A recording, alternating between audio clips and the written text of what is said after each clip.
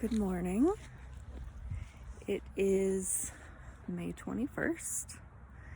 My name is Diane, and I am taking a walk with Cancer. I'm also taking a walk with my dog, who will usually be with me, my best friend, my loyal companion. Ooh, you want to say hi? Say hi, boo. Say hi. My big slobbery baby. So I began this video series this week, I'm pretty sure, very recently.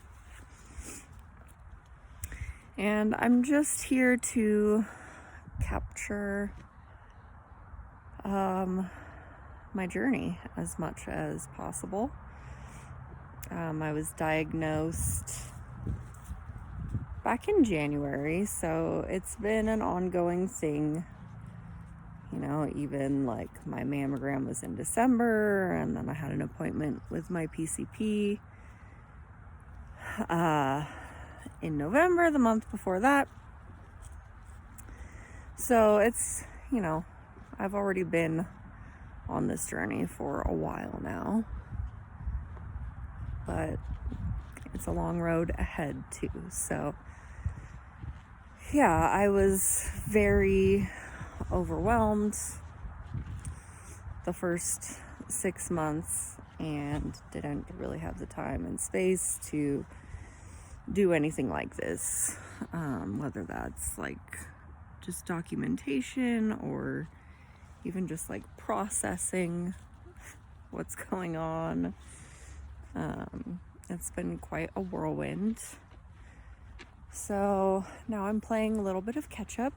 I'm hoping to do at least like one video a day. I usually walk my dog 2 to 3 times a day, so there might be an extra video or 2 on some days if I'm feeling good and the weather is good and I get out and bring my phone.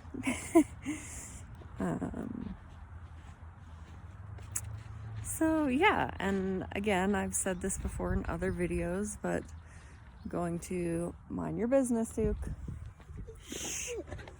Going to apologize in advance for the many that shall come. The chemo-brain is real. My brain feels like toxic sludge most days.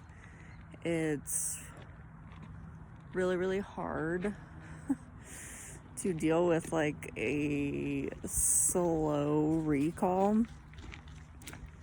Like when I go to any of my appointments, my infusions, my blood draws, I mean anything where I have to like check in, they always ask like name and date of birth,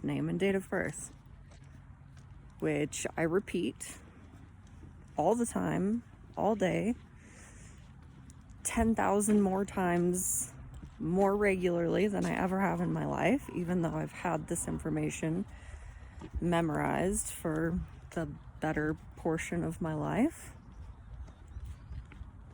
They will ask me and I have to pause. And sometimes I make a little joke like, "Oh, you ladies hitting me with the tough questions," and I get a little chuckle out of them, but that joke is not me trying to be cute. It's not me trying to be funny. It's not me trying to make the nurses laugh. It's me needing that extra 5 or 10 seconds to allow that recall to happen in my brain, which is really sad. It's really sad. It's really frustrating. It's hard to deal with.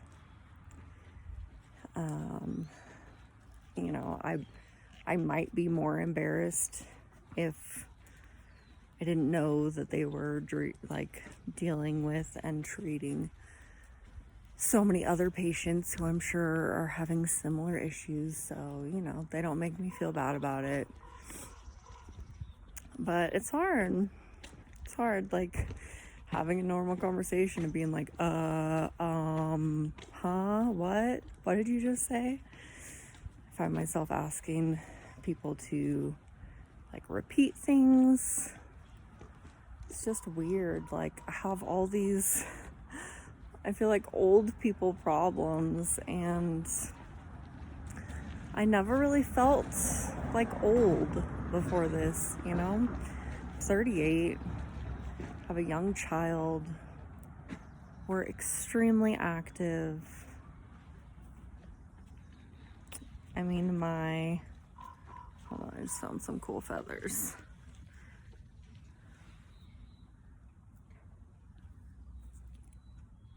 Matching pair, stuck together. I don't know if there's still bird on that. Probably shouldn't be touching this, but I'm gonna take it home anyways. Yes, I'm that kind of girl who collects bones and feathers and sticks and rocks. Hold on, I need to switch hands because my dog's pulling me really bad. But yeah, I'm a bit of an old soul, which I think just means I was forced to grow up really fast. But I've always felt like very young at heart. I didn't really, I think because I missed out on so much of my childhood, I spent all of my teens and 20s just living it up, being reckless and careless and not, you know, really interested in too many responsibilities. But yeah, I mean, all the years that have passed, I've never felt old.